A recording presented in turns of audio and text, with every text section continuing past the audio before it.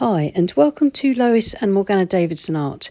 It's Lois here, and after my 7-day, one sketch a day challenge, I feel like really loosening up. So I've taken a couple of the loose landscape sketches, the abstract experiments that I did in the video that I will leave a link to if you're interested in the description below. And inspired by these, I'm going to just really experiment and play and film it for you. Just playing around, trying to sort of use these little sketches as inspiration for a sort of misty Cookmere Haven inspired marshland sort of landscape. A few of you asked how I would take some of these sketches and work them up into a finished painting. Well, I wouldn't take any of the sketches and try to exactly reproduce them. That wouldn't be possible because these are painted very loose and expressively using very free and sort of one-off techniques. But the reason these little studies are so helpful is because I'm recording ideas, methods, textures, techniques, things that I can then use again in larger paintings. So that's why I do these studies, so I can carry things that I like into future work. So these studies are quite small, and my painting today is going to be on a much larger piece of paper. It's going to be on 1/4 imperial, which is 11 inches by 15 inches or 28 centimetres by 38 centimetres, and it's Saunders Waterford cold pressed watercolour paper. And the colours that I'm going to be using are indigo, sepia, Payne's grey, burnt sienna, sap green, perylene green. And I'm going to apply the paint today using palette knives to start with and the wet in wet method, and just experiment freely and just have a lot of fun. So let's get started. So here's my paper, and it's taped to my board with ordinary decorator's masking tape, and I've got it set at an angle of about 30 degrees, so that bit of tilt will give me some lovely run and diffusions. Now here are my colours as I described to you. So it's perylene green, sap green, burnt sienna, Payne's grey, sepia and indigo. And you can see a little blob of each colour on the palette knife. This is done with obviously with paint freshly squeezed from the tubes. It's not possible to do this palette knife method with pans. So the first thing I'm going to do is use my Princeton Aqua Elite Mottler brush, a 1.5 inch Mottler, but use any wash brush to wet my page all over. I'll leave a few sort of dry patches here and there where the brush sort of skips over the paper in the lower area for the land, but I'm wetting the sky completely. The reason for this is so I get a little bit of texture, a little bit of resistance where the paint will flow around the dry paper. And now I'm just simply swiping my palette knife and paint across the page where I want my horizon line, and then just adding in some paint quite simply, just wiping it with the palette knife, applying the paint with the knife rather than a brush across my foreground area. And you can see that action of applying the paint on the page with the palette knife has given me some lovely textures, and the kind of random arrangement of the colours on my knife has positioned the paint in a way that's, as I say, quite random. I chose the colours, but I haven't quite chosen how they flow and how they work. That's up to the paint, the water, the tilt of gravity, and the way in which the paints all interact with each other and the water. After doing the 7-day sketch challenge, where I've been mostly observing and interpreting the photographs in a sort of painterly or sketchily way on the page, it's quite refreshing just to relax and to play with paint and paper, and just with no worries about what the finished result's going to be, just excited to see how it works out and what's going to happen when I work experimentally like this, which is kind of like the opposite of the more controlled way of traditional loose watercolour painting. But this can be quite fun because it can be a way to discover the sort of things you like painting, some effects that you've never seen before, which you can then sort of note and use in future paintings. So it can be a great way to really push yourself and find out new things, as long as you kind of go into this sort of thing without worrying about whether you're going to fail, without trying to produce a finished painting. Sometimes these experiments work, a lot of the time they don't. I've had sort of 2 unsuccessful paintings this morning before filming this one, but I've had so much fun doing it. I can say unsuccessful paintings from the point of view that they didn't work out as finished paintings, but there's parts about them that I really like and that I've learnt from and I've taken forward and put into this painting, which so far I'm really pleased with. You can see I've used the palette knife to get in some really nice grass and reed textures in my marsh, and the scene is really beginning to come together quite nicely. The sky is looking nice and dramatic, although it will probably lighten up a little bit more as it dries, but I'm really pleased with that sky. Just looks like it's just coming in over the hill towards us with, carrying some rain. So I'm pretty much done for this first layer. I'm just going to go around and clean off the edge of my tape so that as my painting dries, I don't get any runs of water that might be pooling up on my board, running into the painting and causing nasty marks like cauliflowers or runbacks. I've now laid my board flat, and with my board flat, I'm now going to just apply a little tiny bit of salt, and the salt will create these tiny little blooms and blossoms in and amongst my reeds and grasses, and hopefully that will just give me more variety of like weeds and wildflowers, suggestions of detail, a something and nothing foreground. So a little sprinkle of salt, just keeping it quite low. I don't want it to get into the rest of the landscape and cause lots of marks there. I just want to keep it in that tangle of reeds and grasses. And now I need to leave it to dry completely. So here's the dry first layer, and I'm really pleased with the way it's worked.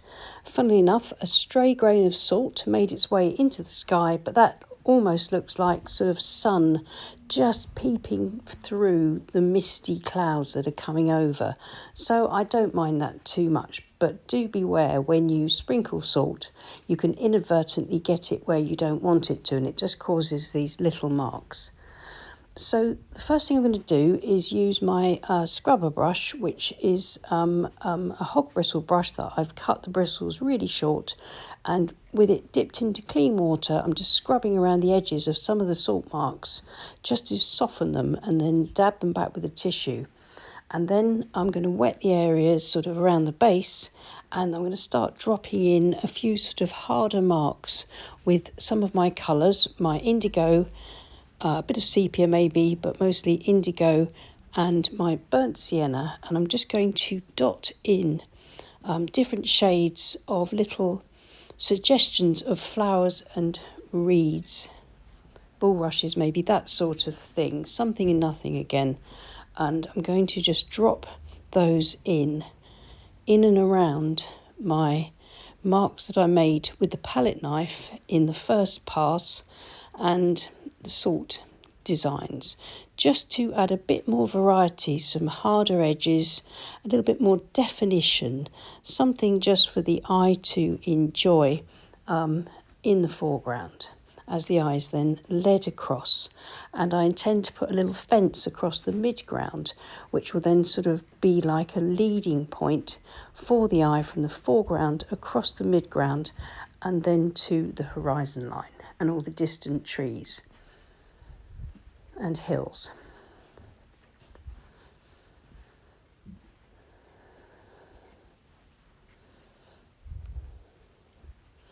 So hopefully by now, if you've watched here quite often, then you'll realise that when I paint like this, I'm demonstrating a method or methods and ideas, and not trying to demonstrate something for you necessarily to try to replicate. That in itself, it wouldn't help you to learn to paint like me.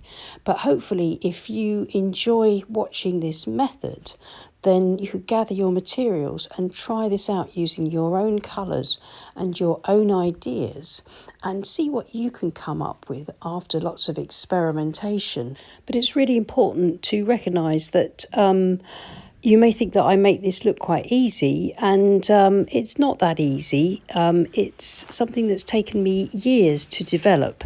So as you develop your own style, bear in mind it will take you quite a long time and a lot of trial and error, which is part of the fun. But it's really important that you recognise this, that this kind of painting is not something where you pick up a brush and you can do it straight away.